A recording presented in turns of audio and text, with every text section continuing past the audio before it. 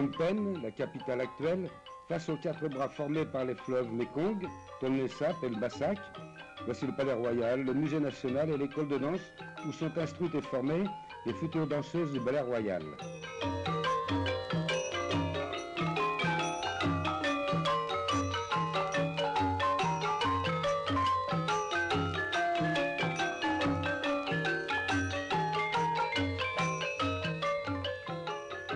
Les danseuses du ballet royal, lors d'une réception donnée en l'honneur de la visite officielle du président mauritanien Mokhtar Ould Daddah.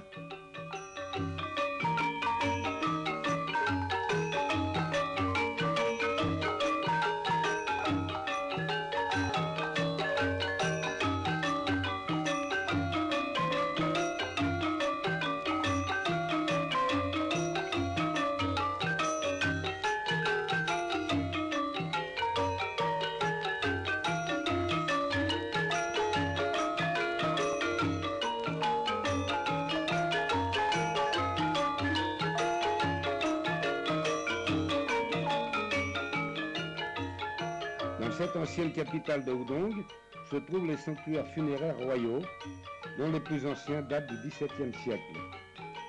Des tours s'élancent dans le ciel comme de véritables fusées.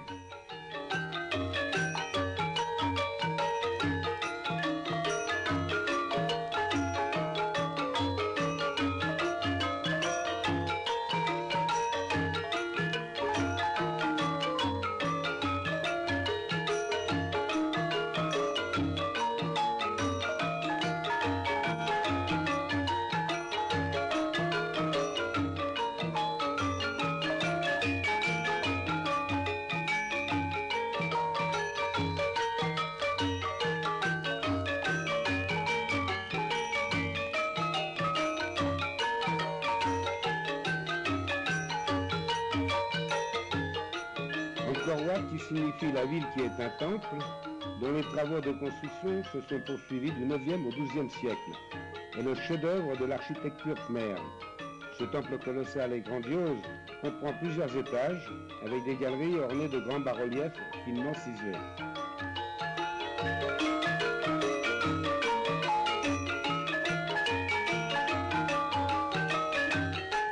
L'escalier abrupt incite à la prudence.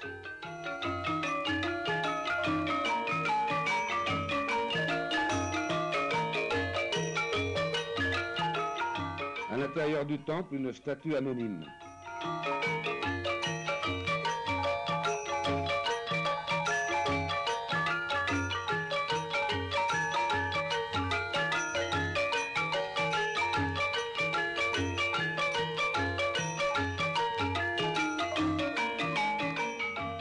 Les bas-reliefs de la terrasse royale dite terrasse du roi lépreux.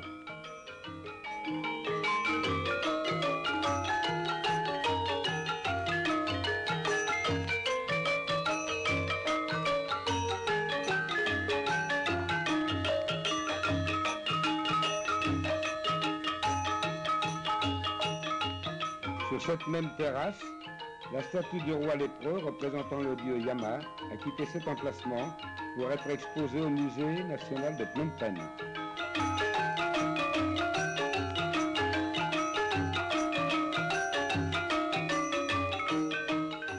La capitale du royaume khmer, Angkor Thom, autrement dit la grande ville, abrite d'autres temples ou monuments tels que le Bayon, Baphong, Banteng Kei, Taprom et combien d'autres encore. Protégé par une enceinte de 12 km de pourtour, Angkor Thom est accessible par 5 portes monumentales, dont on voit ici la porte sud, gardée par 108 géants, dont ceux situés à gauche ont un aspect paisible et serein.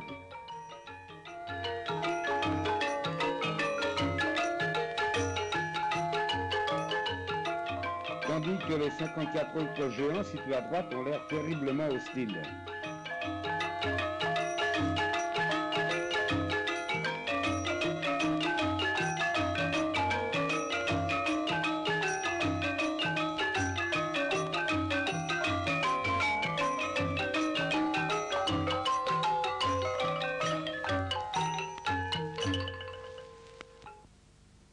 Voici le temple du Bayon, Personnellement, je l'appelle aussi le temps du sourire.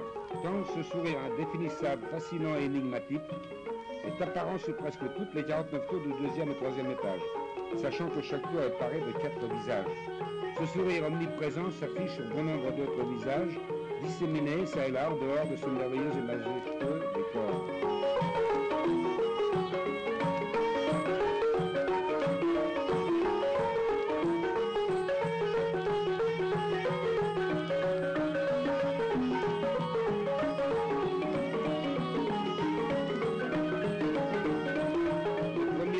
Commencé à être dégagé de la végétation tropicale à la fin du siècle dernier.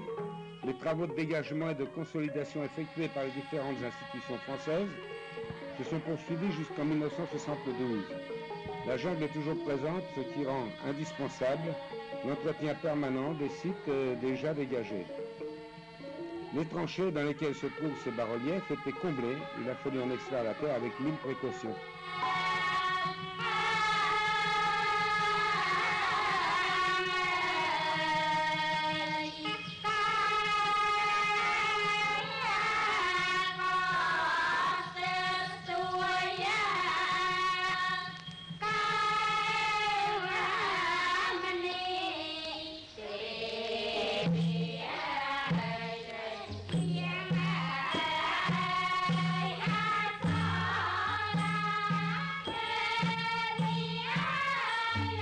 Un cheval à 5 têtes, orné de riches parures et entouré de divinités.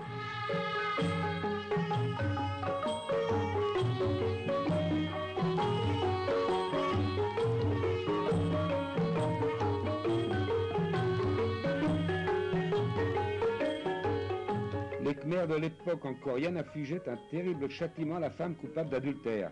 Cette sculpture nous montre une femme enserrée dans une trompe d'éléphant. Elle sera broyée et étouffée.